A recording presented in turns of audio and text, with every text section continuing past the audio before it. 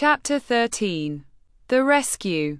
The Cowardly Lion was much pleased to hear that the Wicked Witch had been melted by a bucket of water, and Dorothy at once unlocked the gate of his prison and set him free. They went in together to the castle, where Dorothy's first act was to call all the Winkies together and tell them that they were no longer slaves. There was great rejoicing among the yellow Winkies, for they had been made to work hard during many years for the Wicked Witch, who had always treated them with great cruelty. They kept this day as a holiday, then and ever after, and spent the time in feasting and dancing. If our friends, the Scarecrow and the Tin Woodman, were only with us, said the Lion, I should be quite happy. Don't you suppose we could rescue them? Asked the girl anxiously. We can try, answered the Lion. So they called the yellow Winkies and asked them if they would help to rescue their friends, and the Winkies said that they would be delighted to do all in their power for Dorothy, who had set them free from bondage. So she chose a number of the Winkies who looked as if they knew the most, and they all started away. They traveled that day and part of the next until they came to the rocky plain where the Tin Woodman lay, all battered and bent. His axe was near him, but the blade was rusted and the handle broken off short. The Winkies lifted him tenderly in their arms, and carried him back to the yellow castle. Again, Dorothy shedding a few tears by the way at the sad plight of her old friend, and the Lion looking sober and sorry. When they reached the castle, Dorothy said to the Winkies, or any of your people tinsmiths? Oh, yes, some of us are very good tinsmiths, they told her. Then, bring them to me, she said. And when the tinsmiths came, bringing with them all their tools in baskets, she inquired, can you straighten out those dents in the Tin Woodman, and bend him back into shape again, and solder him together where he is broken? The tinsmiths looked the Woodman over carefully and then answered that they thought they could mend him so he would be as good as ever. So they set to work in one of the big yellow rooms of the castle and worked for 3 days and 4 nights, hammering and twisting and bending and soldering and polishing and pounding at the legs and body and head of the Tin Woodman, until at last he was straightened out into his old form. And his joints worked as well as ever. To be sure, there were several patches on him, but the tinsmiths did a good job, and as the Woodman was not a vain man, he did not mind the patches at all.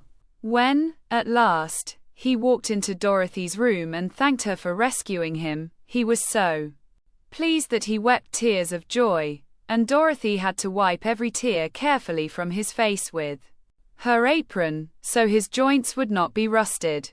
At the same time, her own tears fell thick and fast at the joy of meeting her old friend again, and these tears did not need to be wiped away. As for the Lion, he wiped his eyes so often with the tip of his tail that it became quite wet, and he was obliged to go out into the courtyard and hold it in the sun till it dried. If we only had the Scarecrow with us again, said the Tin Woodman, when Dorothy had finished telling him everything that had happened, I should be quite happy. We must try to find him, said the girl.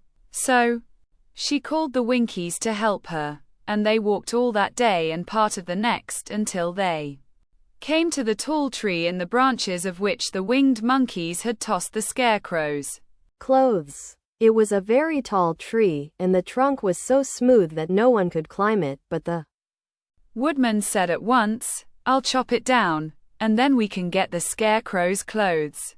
Now, while the tinsmiths had been at work mending the Woodman himself, another of the Winkies, who was a goldsmith, had made an axe handle of solid gold and fitted it to the Woodman's axe, instead of the old broken handle. Others polished the blade until all the rust was removed and it glistened like burnished silver. As soon as he had spoken, the Tin Woodman began to chop, and in a short time the tree fell over with a crash, whereupon the Scarecrow's clothes fell out of the branches and rolled off on the ground.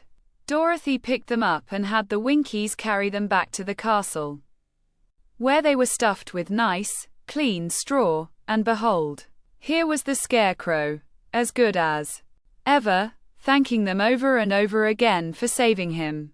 Now that they were reunited, Dorothy and her friends spent a few happy days at the Yellow Castle, where they found everything they needed to make them comfortable. But one day the girl thought of Aunt Em, and said, "We must go back to Oz and claim his promise." "Yes," said the Woodman, "at last I shall get my heart." "And I shall get my brains," added the Scarecrow joyfully. "And I shall get my courage," said the Lion thoughtfully. "And I shall get back to Kansas," cried Dorothy, clapping her hands. "Oh, let us start for the Emerald City tomorrow." This they decided to do. The next day they called the Winkies together and bade them goodbye. The Winkies were sorry to have them go, and they had grown so fond of the Tin Woodman that they begged him to stay and rule over them and the Yellow Land of the West. Finding they were determined to go, the Winkies gave Toto and the Lion each a golden collar, and to Dorothy they presented a beautiful bracelet studded with diamonds, and to the Scarecrow they gave a gold-headed walking stick, to keep him from stumbling, and to the Tin Woodman they offered a silver oil can, inlaid with gold and set with precious jewels. Every one of the travelers made the Winkies a pretty speech in return, and all shook hands with them until their arms ached. Dorothy went to the witch's cupboard to fill her basket with food for the journey, and there she saw the golden cap. She tried it on her own head and found that it fitted her exactly. She did not know anything about the charm of the golden cap, but she saw that it was pretty, so she made up her mind to wear it and carry her sunbonnet in the basket. Then, being prepared for the journey, they all started for the Emerald City, and the Winkies gave them 3 cheers and many good wishes to carry with them. Chapter 14.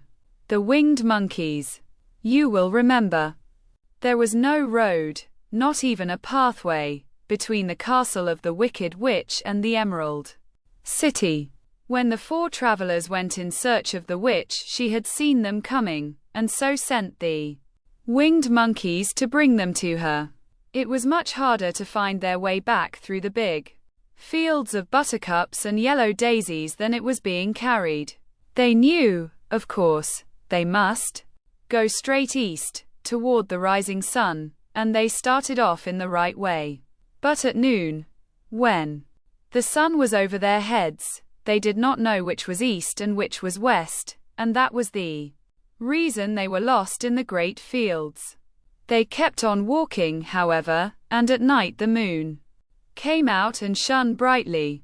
So they lay down among the sweet-smelling yellow flowers and slept soundly until morning, all but the Scarecrow and the Tin Woodman. The next morning the sun was behind a cloud, but they started on, as if they were quite sure which way they were going. "If we walk far enough," said Dorothy, "we shall sometime come to some place, I am sure." But day by day passed away, and they still saw nothing before them but the yellow fields. The Scarecrow began to grumble a bit. "We have surely lost our way," he said, "and unless we find it again in time to reach the Emerald City, I shall never get my brains." "Nor I my heart," declared the Tin Woodman. "It seems to me I can scarcely wait till I get to Oz, and you must admit this is a very long journey." "You see," said the Cowardly Lion, with a whimper, "I haven't the courage to keep tramping forever, without getting anywhere at all." Then Dorothy lost heart. She sat down on the grass and looked at her companions, and they sat down and looked at her, and Toto found that for the first time in his life he was too tired to chase a butterfly that flew past his head. So he put out his tongue and panted and looked at Dorothy as if to ask what they should do next. Suppose we call the field mice, she suggested. They could probably tell us the way to the Emerald City. To be sure they could, cried the Scarecrow. Why didn't we think of that before? Dorothy blew the little whistle she had always carried about her neck since the Queen of the Mice had given it to her. In a few minutes they heard the pattering of tiny feet, and many of the small gray mice came running up to her. Among them was the Queen herself, who asked, in her squeaky little voice, "What can I do for my friends?" "We have lost our way," said Dorothy. "Can you tell us where the Emerald City is?" "Certainly," answered the Queen. "But it is a great way off, for you have had it at your backs all this time." Then she noticed Dorothy's golden cap, and said, "Why don't you use the charm of the cap, and call the winged monkeys to you? They will carry you to the City of Oz in less than an hour." "I didn't know there was a charm," answered Dorothy, in surprise. "What is it?" "It is written inside the golden cap," replied the Queen of the Mice, "but if you are going to call the winged monkeys, we must run away, for they are full of mischief and think it great fun to plague us." "Won't they hurt me?" asked the girl anxiously. "Oh, no. They must obey the wearer of the cap. Goodbye." And she scampered out of sight, with all the mice hurrying after her. Dorothy looked inside the golden cap and saw some words written upon the lining. These, she thought, must be the charm, so she read the directions carefully and put the cap upon her head. "Ep pay, pep pay. Cat key," she said, standing on her left foot. "What did you say?" asked the Scarecrow, who did not know what she was doing. "Hill-lo, hole-lo, hello," Dorothy went on, standing this time on her right foot. "Hello," replied the Tin Woodman calmly. "Ziz-zy, zoo-zy, zik," said Dorothy, who was now standing on both feet. This ended the saying of the charm, and they heard a great chattering and flapping of wings, as the band of winged monkeys flew up to them. The king bowed low before Dorothy, and asked, "What is your command?" "We wish to go to the Emerald City," said the child, "and we have lost our way." "We will carry you," replied the king. And no sooner had he spoken than two of the monkeys caught Dorothy in their arms and flew away with her. Others took the Scarecrow and the Woodman and the Lion, and one little monkey seized Toto and flew after them, although the dog tried hard to bite him.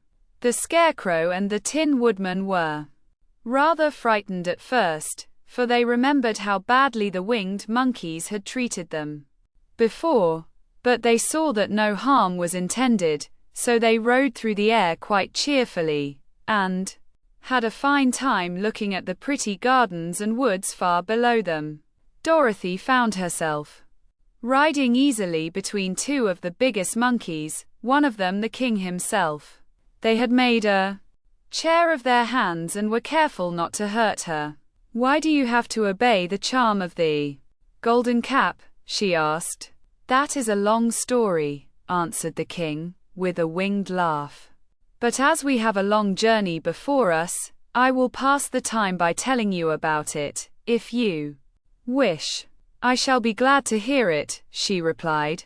"Once," began the leader, "we were a free people, living happily in the great forest, flying from tree to tree, eating nuts and fruit, and doing just as we pleased without calling anybody master. Perhaps some of us were rather too full of mischief at times, flying down to pull the tails of the animals that had no wings, chasing birds, and throwing nuts at the people who walked in the forest. But we were careless and happy and full of fun, and enjoyed every minute of the day. This was many years ago, long before Oz came out of the clouds to rule over this land. There lived here then, away at the north, a beautiful princess, who was also a powerful sorceress.